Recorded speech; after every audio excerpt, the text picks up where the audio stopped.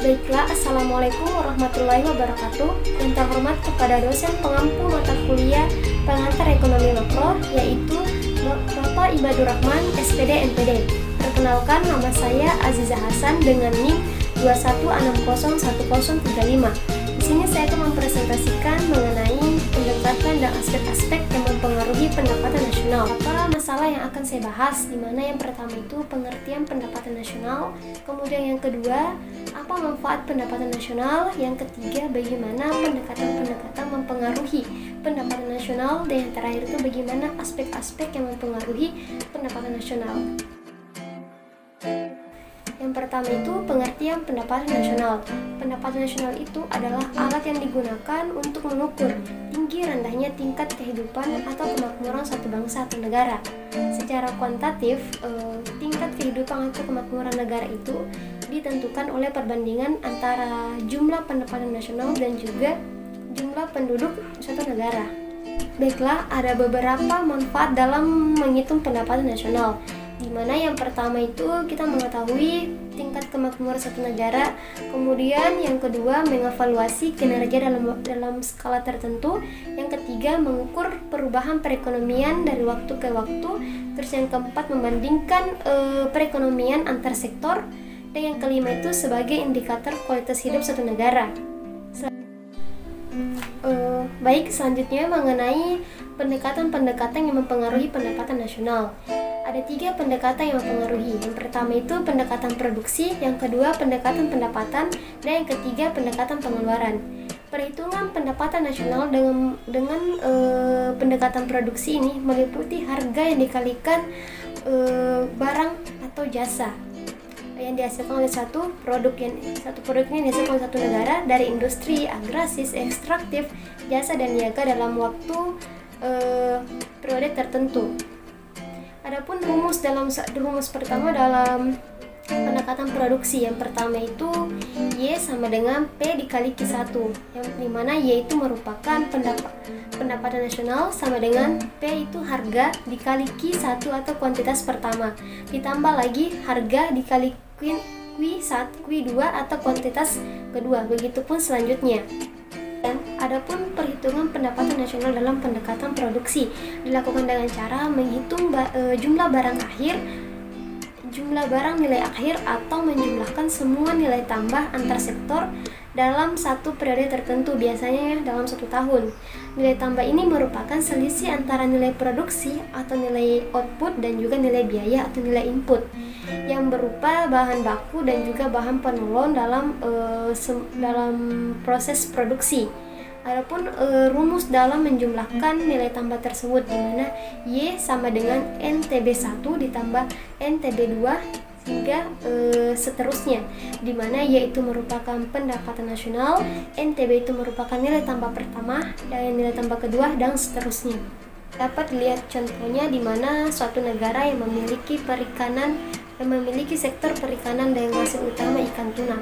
Ikan tuna ini memiliki harga 2.000 per ekor, kemudian dikirim ke perusahaan A untuk diolah seharga 5.000 per ekor. Kemudian ikan tuna yang telah diolah tadi itu dikirim lagi ke perusahaan B seharga 10.000 per ekor.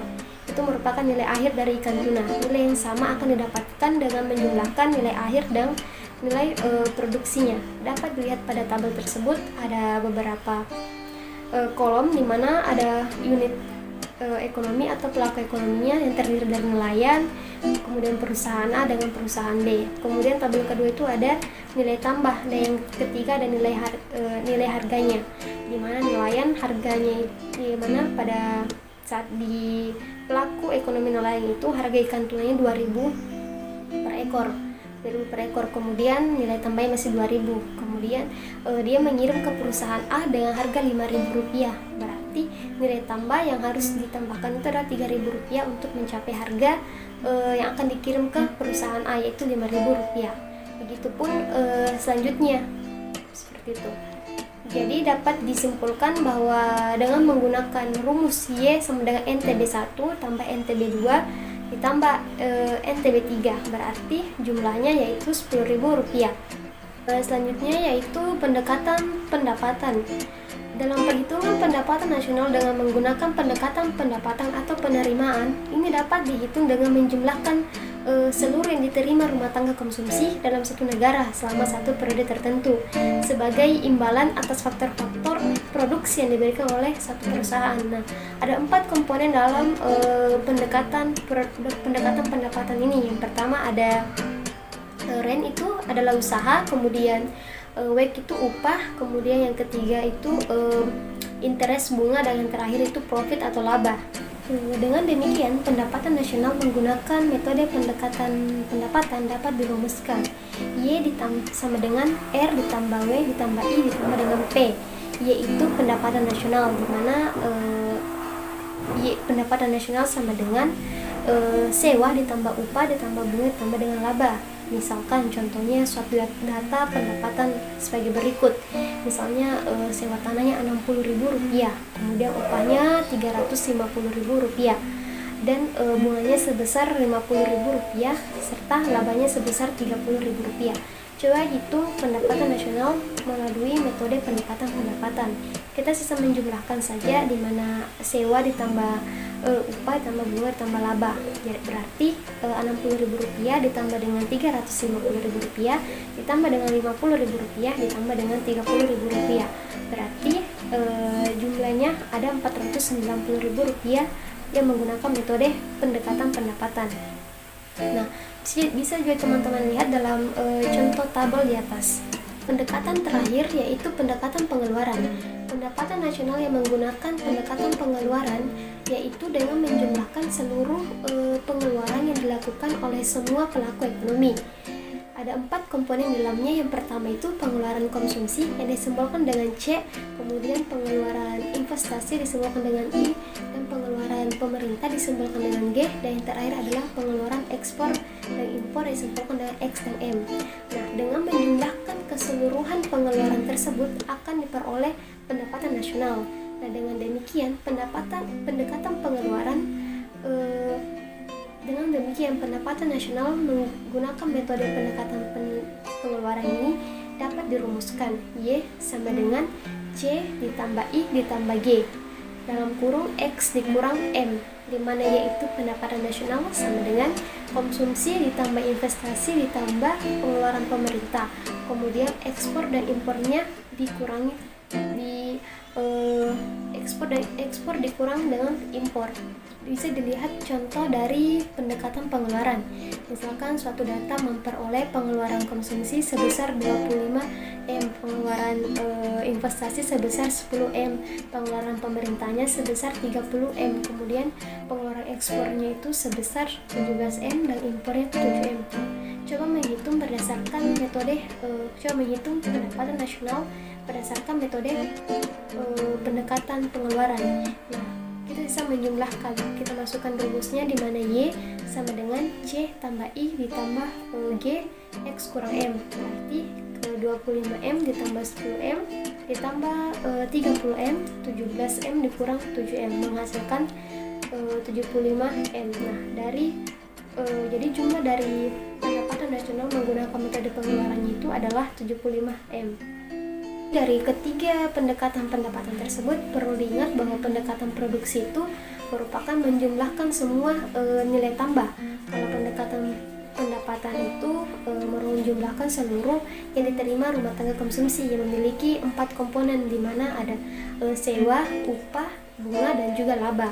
Kalau pendekatan pengeluaran berarti menjumlahkan seluruh pengeluaran yang dilakukan oleh pelaku ekonomi, di mana pengeluaran konsumsinya, investasinya, pengeluaran pemerintahnya, serta ekspor dan impornya. Baiklah, yang terakhir, aspek-aspek yang mempengaruhi pendapatan nasional. Ada beberapa aspek yang mempengaruhi pendapatan nasional suatu negara. Di antaranya itu kualitas sumber daya manusia, kemudian masyarakat negara yang memiliki iptek tinggi, ilmu teknologi yang tinggi, kemudian potensi sumber daya alam yang melimpah, kemudian jumlah modal yang baik, tingkat teknologi yang digunakan, kemudian stabilitas keamanan, kebijakan pemerintah, serta keadaan geografis dan geologis. Baik, itulah tadi penjelasan mengenai pendekatan dan aspek-aspek yang mempengaruhi pendapatan nasional. Kurang lebihnya mohon dimaafkan. Saya ucapkan wabillahi taufiq wal hidayah. Wassalamualaikum warahmatullahi wabarakatuh.